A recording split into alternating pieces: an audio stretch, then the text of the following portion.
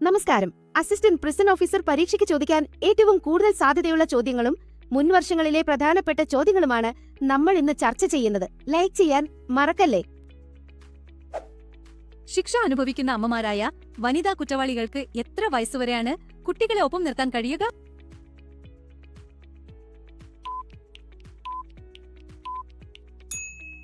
ശരിയുത്തരം 6.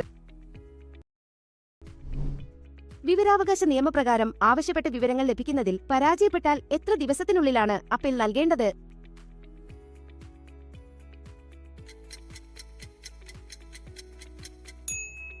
ശരിയുത്തരം 30 ദിവസം.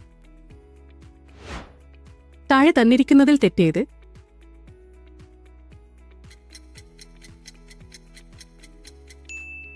ശരിയുത്തരം 5-ാം വകുപ്പ് വിവരാവകാശ അപേക്ഷ നൽകുന്നതിനെക്കുറിച്ച് പറയുന്നു. വിവരാവകാശ നിയമത്തിന്റെ 19(1), 19(2) എന്നീ വകുപ്പുകൾ പ്രകാരം ലഭിക്കുന്ന അപ്പീലുകൾ തീർപ്പാക്കാൻ പരമാവധി എത്ര ദിവസമെടുക്കാം?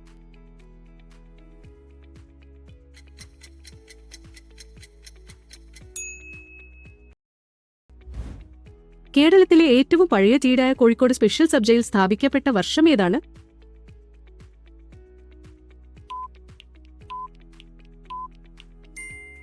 ശരിയുത്തരം 1861. ദേശീയ മനുഷ്യാവകാശ കമ്മീഷന്റെ നിലവിലെ ആസ്ഥാനം എവിടെയാണ്?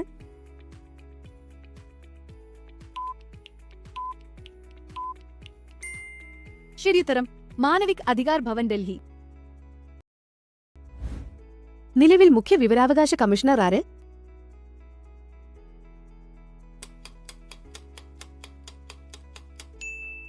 ശരിയുത്തരം ഹീരലാൽ സമരിയ. വിവരാവകാശം എന്നത് നിർവചിച്ചിട്ടുള്ള വിവരാവകാശ നിയമത്തിലെ വകുപ്പ് ഏതാണ്?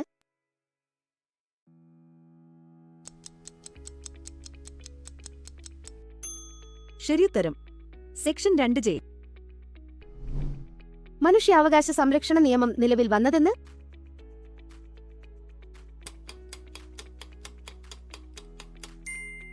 ശരിയുത്തരം 1993 സെപ്റ്റംബർ 28. സാർവത്രിക മനുഷ്യാവകാശ പ്രഖ്യാപനം നടന്നതെന്ന്?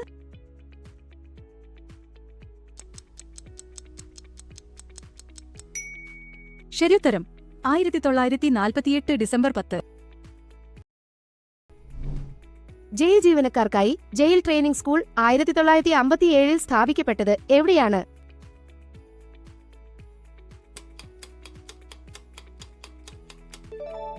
ശരിയുത്തരം പൂജപ്പുര, തിരുവനന്തപുരം.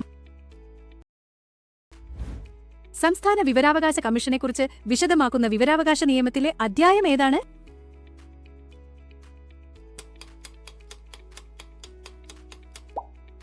ശരിയുത്തരം അധ്യായം 4. വിവരാവകാശ കമ്മീഷണർമാരുടെ കാലാവധി സംബന്ധിച്ചതുമായി ബന്ധപ്പെട്ട ഭേദഗതി വന്ന വർഷം ഏതാണ്?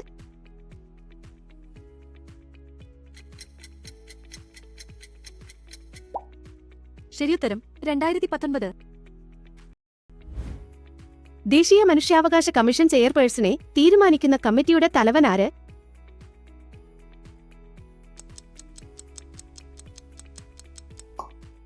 ശരിയുത്തരം പ്രധാനമന്ത്രി. മേൽപ്പറഞ്ഞവയിൽ ശരിയത്?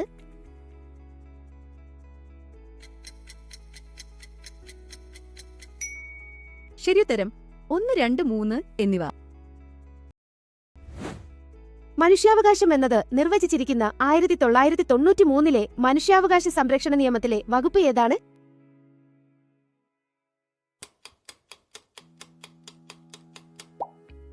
ശരിയുത്തരം സെക്ഷൻ 2D.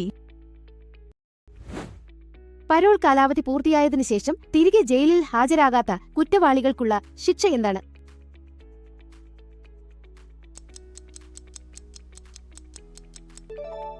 ശരിയുത്തരം 2 വർഷം തടവോ പിഴയോ രണ്ടും കൂടിയോ. താഴെ തന്നിരിക്കുന്നതിൽ തെറ്റായ പ്രസ്താവന ഏതാണ്?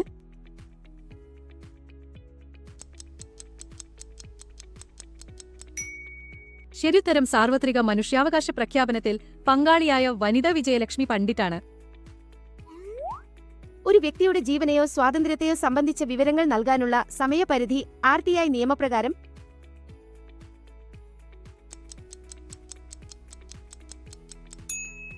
ശരിയുത്തരം 48 മണിക്കൂർ.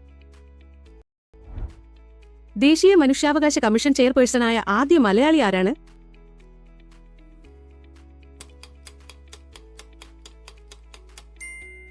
ശരിയുത്തരം KG ബാലകൃഷ്ണൻ. ദേശീയ മനുഷ്യാവകാശ കമ്മീഷൻ രൂപവൽക്കരിക്കപ്പെട്ടത് എന്ന്?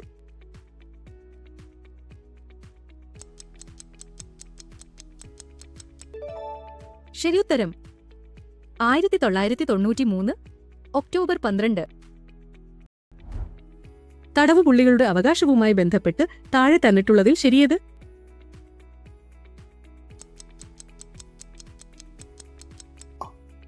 ശരിയുത്തരം 1, 2, 3, 4 ശരി. നെട്ട് കൽത്തേരിയിൽ തുറന്ന ജയിൽ സ്ഥാപിക്കപ്പെട്ട വർഷം ഏതാണ്?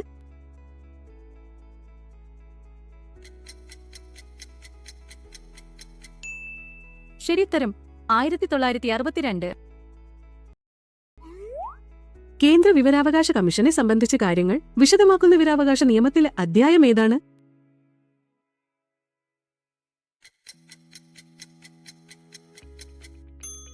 ശരിയുത്തരം അധ്യായം 3. വിവരാവകാശ നിയമത്തിന്റെ അപ്പീലുമായി ബന്ധപ്പെട്ട കാര്യങ്ങൾ വിശദമാക്കുന്ന വകുപ്പ് ഏതാണ്?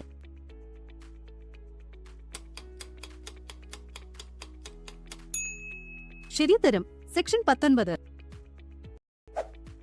സംസ്ഥാന മുഖ്യ വിവരാവകാശ കമ്മീഷണറെ നിയമിക്കുന്നതിനായി നിർദ്ദേശം നൽകുന്ന കമ്മിറ്റിയുടെ ചെയർപേഴ്സൺ ആരാണ്?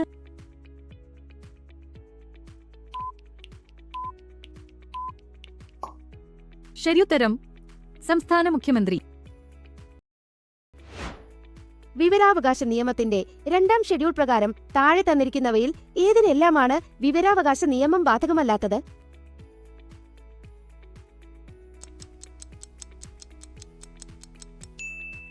ശരിയുത്തരം ABCD എന്നിവയ്ക്ക്. ദേശീയ മനുഷ്യാവകാശ കമ്മീഷൻ ചെയർമാനെ നിയമിക്കാൻ ശുപാർശ ചെയ്യുന്ന കമ്മിറ്റിയിൽ ഉൾപ്പെടാത്തത് ആര്?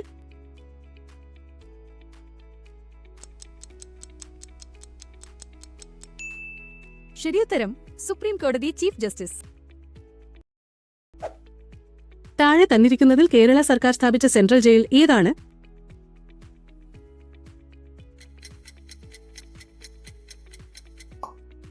ശരിയുത്തരം തവനൂർ സെൻട്രൽ ജയിൽ. താഴെ തന്നിരിക്കുന്ന പ്രസ്താവനകളിൽ ശരിയേത്?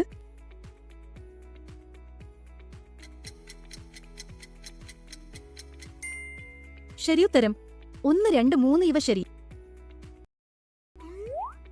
കേരളത്തിൽ 2019 ആദ്യത്തെ ഹൈസെക്യൂരിറ്റി ജയിൽ സ്ഥാപിക്കപ്പെട്ടത് എവിടെയാണ്?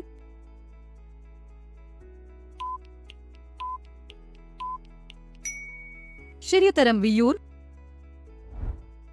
ഇന്ത്യൻ ഭരണഘടനയുടെ ഏത് അനുച്ഛേദ പ്രകാരമാണ് വിവരാവകാശം മൗലികാവകാശമാകുന്നത്?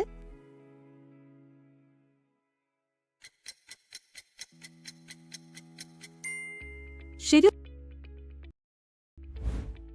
1993 മനുഷ്യാവകാശ സംരക്ഷണ നിയമപ്രകാരം മനുഷ്യാവകാശം എന്നതിൽ എന്തെല്ലാം ഉൾപ്പെടുന്നു?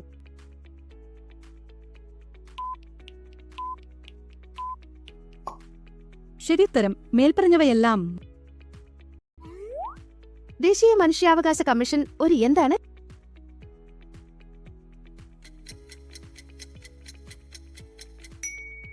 ശരിയുത്തരം സ്റ്റാറ്റ്യൂട്ടറി ബോഡി.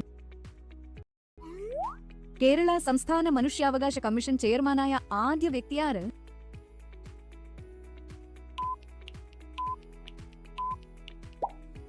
ശരിയുത്തരം ജസ്റ്റിസ് പരീത് പിള്ള. കേരളത്തിലെ ജില്ലാ ജയിലുകൾ എത്രയാണ്?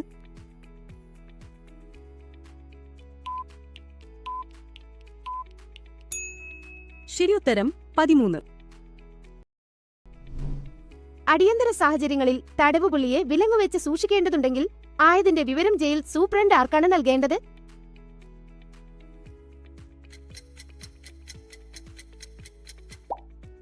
ശരിയുത്തരം district and sessions judge. Panopticon മാതൃകയിലല്ലാതെ നിർമ്മിക്കപ്പെട്ട കേരളത്തിലെ സെൻട്രൽ ജയിൽ ഏതാണ്?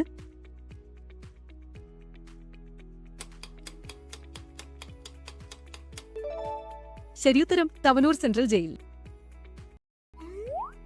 വിവരാവകാശ നിയമപ്രകാരം താഴെ തന്നിരിക്കുന്നതിൽ ഏതെല്ലാം രീതിയിൽ ആവശ്യമായ ഫീ അടയ്ക്കാവുന്നതാണ്?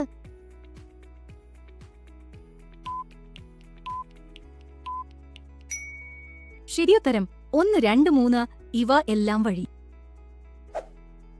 താഴെ തന്നിരിക്കുന്നതിൽ ഏതുതരം കുറ്റവാളികളെയാണ് ജയിലിനകത്ത് പ്രത്യേകം സെല്ലുകളിൽ താമസിപ്പിക്കേണ്ടത്?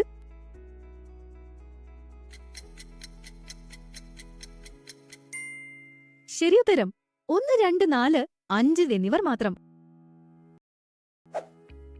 നിലവിൽ മുഖ്യ വിവരാവകാശ കമ്മീഷണർ, മറ്റ് വിവരാവകാശ കമ്മീഷണർമാർ എന്നിവരുടെ കാലാവധി നിശ്ചയിക്കാനുള്ള അധികാരം ആർക്കാണ്?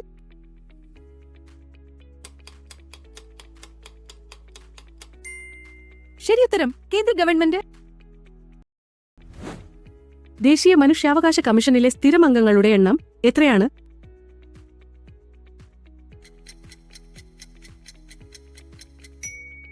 ശരിയുത്തരം 6. മനുഷ്യാവകാശ കമ്മീഷന്റെ പ്രവർത്തനങ്ങളും അധികാരങ്ങളും വിശദമാക്കുന്ന മനുഷ്യാവകാശ സംരക്ഷണ നിയമത്തിലെ അധ്യായം ഏതാണ്?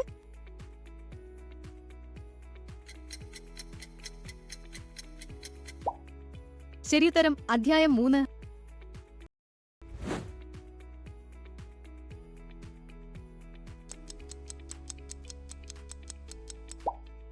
ശരിയുത്തരം 1, 2, 3 ശരി. സംസ്ഥാന മനുഷ്യാവകാശ കമ്മീഷന്റെ വാർഷിക റിപ്പോർട്ട് സമർപ്പിക്കേണ്ടത് ആർക്കാണ്?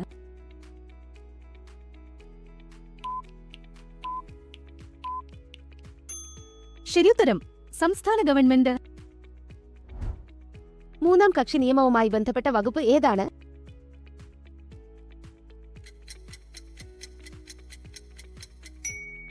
ശരിയുത്തരം സെക്ഷൻ 11. വനിതാ തടവുകാർക്കു മാത്രമായി ഒരു തുറന്ന ജയിൽ കേരളത്തിൽ സ്ഥാപിതമായ വർഷം?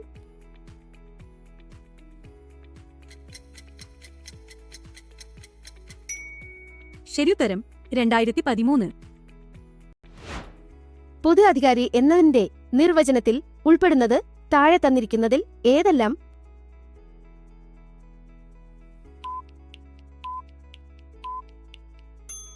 ശരിയുത്തരം ABC എന്നിവയെല്ലാം. ഇന്ത്യയിലെ ആദ്യത്തെ വനിതാ മുഖ്യ വിവരാവകാശ കമ്മീഷണർ ആര്?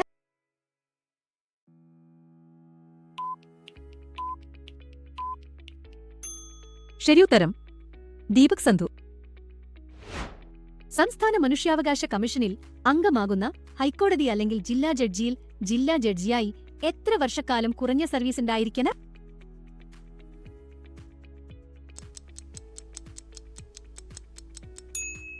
ശരിയുത്തരം 7 വർഷം. 1993 മനുഷ്യാവകാശ സംരക്ഷണ നിയമത്തിലെ അധ്യായം 5 എന്തുമായി ബന്ധപ്പെട്ടിരിക്കുന്നു?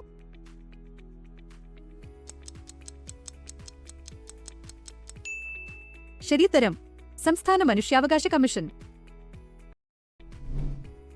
ദേശീയ മനുഷ്യാവകാശ കമ്മീഷനിലെ എക്സ് ഒഫീഷ്യോ അംഗങ്ങളുടെ എണ്ണം എത്ര?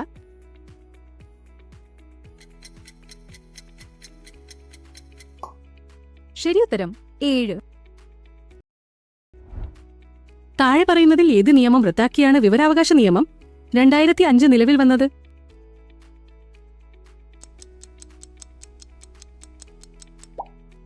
ശരിയുത്തരം ഫ്രീഡം ഓഫ് ഇൻഫർമേഷൻ ആക്ട് 2002. ദേശീയ മനുഷ്യാവകാശ കമ്മീഷൻ ചെയർമാനും മറ്റ് അംഗങ്ങളും ആർക്കാണ് രാജി സമർപ്പിക്കേണ്ടത്?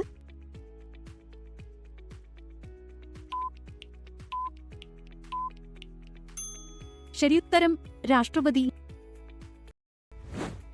ഡിസംബർ 10 മനുഷ്യാവകാശ ദിനമായി ആചരിച്ചു വരുന്നത് എന്ന് മുതലാണ്?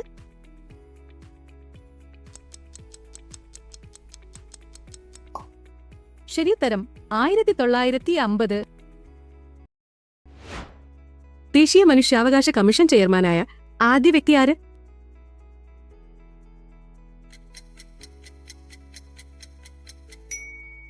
ശരിയുത്തരം ജസ്റ്റിസ് രംഗനാഥ മിശ്ര. 1993 മനുഷ്യാവകാശ സംരക്ഷണ നിയമം ദേശീയ മനുഷ്യാവകാശ കമ്മീഷൻ രൂപവൽക്കരണവുമായി ബന്ധപ്പെട്ട വകുപ്പ് ഏതാണ്?